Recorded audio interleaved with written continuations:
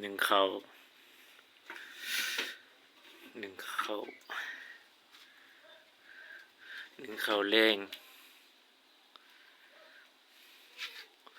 เอวอาย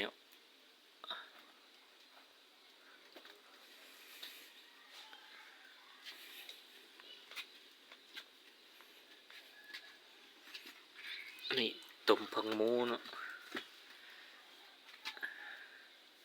เกลือหมูหม้อฟังหมูอันนี้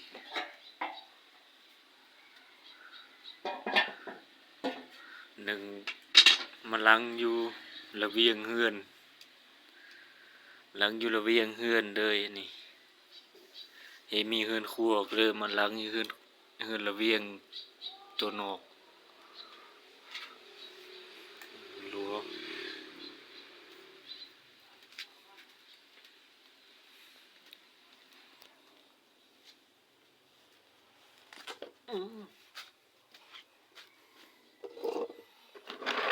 ไก่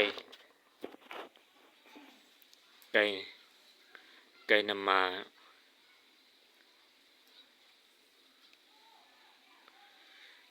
ไก่นำมางามเลยเอาเฮิมใบแล้วจะเฮอแม่หรือแม่หมก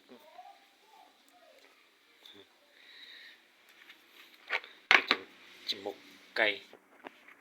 ตองมาเรียบร้อย